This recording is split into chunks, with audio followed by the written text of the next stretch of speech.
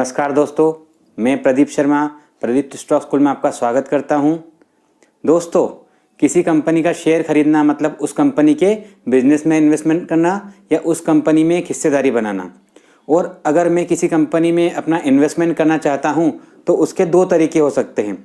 या तो मैं सीधे सेकेंडरी मार्केट मतलब स्टॉक एक्सचेंज से उस कंपनी के शेयर खरीद लूँ, या फिर जब भी कोई कंपनी नई कंपनी अपना शेयर मार्केट में इशू कर रही है आईपीओ के थ्रू, प्राइमरी मार्केट के थ्रू, तो उस नए शेयर के आईपीओ में अपना इन्वेस्टमेंट लगा के वो मैं उस कंपनी का शेयर खरीद सकता हूँ।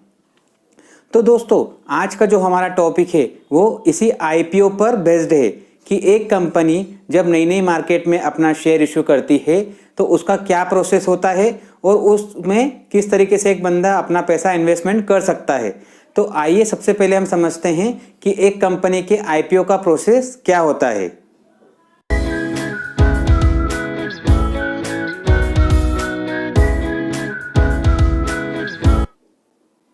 दोस्तों, किसी भी कंपनी के बिजनेस को चलाने के लिए पैसे की आवश्यकता होती है।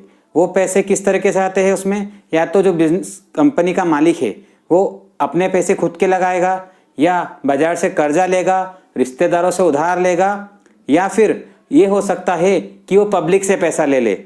तो खुद का पैसा लगाना, कर्जा लेना या फिर रिश्तेदारों से उधार लेना, ये तो उसके खुद तक सीमित होता है।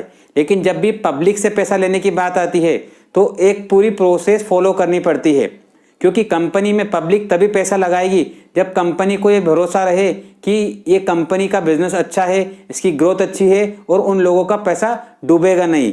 इसीलिए हमारा जो मार्केट रेगुलेटर है सेबी ने आईपीओ के लिए पूरी प्रोसेस ऐसी बनाई है कि जो बिजनेस कंपनियां अच्छा कर रही है उन्हीं कंपनियों को आईपीओ के लिए परमिशन दी जाती है।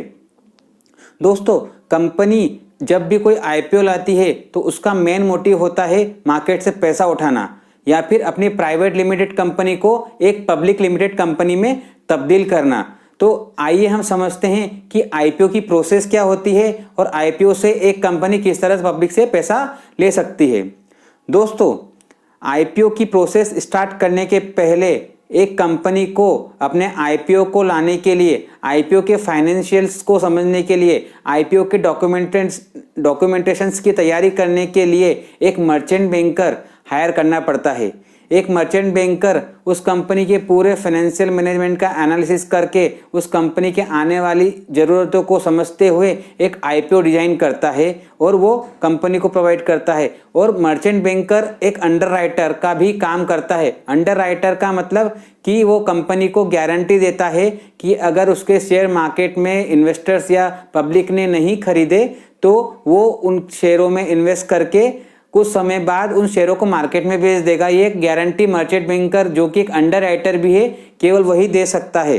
तो इस तरीके से एक मर्चेंट बैंकर का, एक इसमें इन्वेस्टमेंट बैंकर का काम होता है कंपनी के लिए आईपीओ डिजाइन करना। मर्चेंट बैंकर हायर करने के बाद जो कंपनी का काम होता है वो ये होता है कि सेबी में आईपीओ के लिए एक एप्लीकेशन दे। सेबी उस एप्लीकेशन को प्राइमरी तौर पे एनालाइज करती है और एक प्राइमरी अप्रूवल देती है। उसके बाद कंपनी का काम होता है कि वो रेड हेरिंग प्रोस्पेक्ट, एक डॉक्यूमेंट होता है जिसमें कंपनी की सारी जानकारियां होती है कि कंपनी का मैनेजमेंट क्या है, कंपनी का बिजनेस क्या है, कंपनी जो आईपीओ लेकर के आ रही है वो पैसा वो कहाँ यूज करेगी, और कंपनी कितने शेयर इशू करने वाली है, कंपनी कितनी कैपिटल पब्लिक से चाहती है। ये सारी डिटेल उस रेड हेरिंग प्रोस्पेक्ट में, जो कि एक आरएचपी के नाम से डॉक्यूमेंट जाना जाता है, जिसे DHRP draft red herring prospectus भी कहते हैं। तो दोस्तों, रेड हेरिंग प्रोस्पेक्टस देने के बाद सेबी उस पूरे डॉक्यूमेंट को एनालाइज करती है, वापस से पूरी कंपनी का मैनेजमेंट को एनालाइज करती है, और सेबी को लगता है कि हाँ सारी चीज़ें सही है तो वो कंपनी को आईपीओ लाने के लिए फाइनल मंजूरी दे देती है।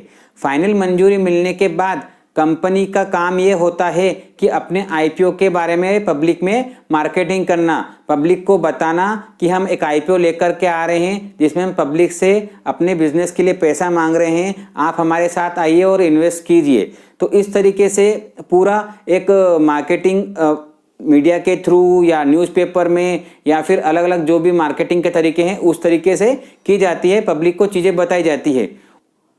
आईपीओ की मार्केटिंग कंप्लीट करने के बाद जो कंपनी का काम होता है वो ये होता है कि अपने आईपीओ की प्राइस जिसके ऊपर वो आईपीओ लेकर के आ रही है, मतलब कि एक शेयर की प्राइस वो फिक्स कर दे।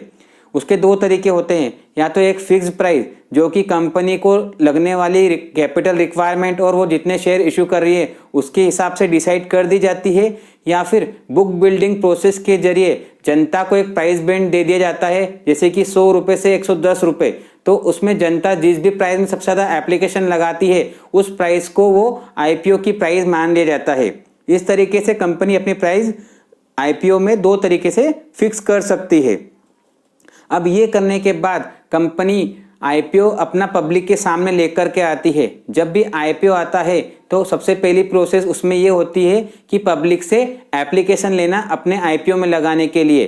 कंपनी ये जो प्रोसेस है आईपीओ में एप्लीकेशन लेने की, ये 3 से 7 दिन तक कर सकती है, ये 10 दिन भी हो सकता है अगर बुक बिल्डिंग की प्रोसेस है तो। अभी नॉर्मली 3 दिन तक के लिए आईपीओ ओपन होता है आईपीओ की एप्लीकेशन लगाने के लिए। तो मैक्सिमम जो दिन होते हैं वो 10 दिन और मिनिमम होते हैं 3 दिन आईपीओ की एप्लीकेशन लगाने के लिए। ये अलग अलग कंपनी के हिसाब से वेरी कर सकते हैं। उसके बाद आईपीओ की एप्लीकेशन लगाने के बाद जो अगली प्रोसेस होती है आईपीओ अलॉटमेंट की। दोस्तों कभी कभी क्या होता है कि आईपीओ में नंबर ऑफ शेयर कम रहते हैं और एप्लीकेशन बहुत सारी आ जाती है, तो उसको बोलते हैं आईपीओ ओवर सब्सक्राइब्ड हो गया है। ऐसे केस में क्या होता है कि लॉटरी प्रोसेस से आईपीओ का अलॉटमेंट फिक्स किया जाता है, मतलब कि इसमें हो सकता है कि बहुत सारे लोगों को आईपीओ न मिले, लेकिन जिनको मिला है उनको अलॉट कर दिया जाता है। आईपीओ अलॉट करने के बाद जो काम होता है, जिनको आईपीओ नहीं मिला है उनको पैसे का रिफंड कर देना। आईपीओ के पैसे रिफंड करने के बाद अब जिन लोगों को आईपीओ अलॉटमेंट आ गया है उनके अकाउंट में आईपीओ के शेयर ट्रांसफर करना। जी हाँ, उन क्लाइंट्स के डीमेट अकाउंट में आईपीओ के शेयर्स ट्रांसफर कर दिए जाते हैं।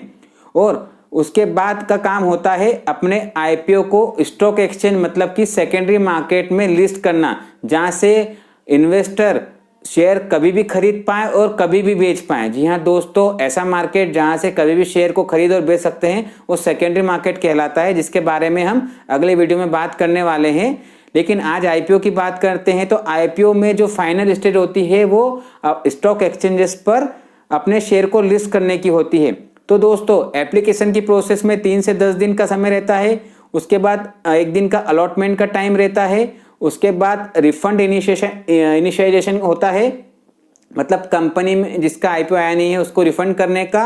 और रिफंड के बाद फिर जो प्रोसेस होती है कि आईपीओ में आए हुए शेयर को डीमेट में ट्रांसफर करना और फिर उसके बाद आईपीओ की लिस्टिंग करना। ये एक आईपीओ की पूरी प्रोसेस होती है।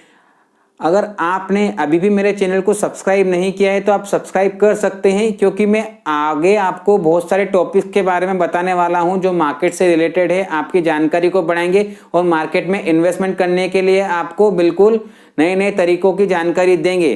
तो दोस्तों मेरे वीडियो को लाइक करना ना भूलें, शेयर करना ना भूलें, क्योंकि मैं आगे और भी आपके लिए अच्छे अच्छे टॉपिक्स लाता रहूँगा। तब तक के लिए धन्यवाद। जय हिंद, नमस्कार।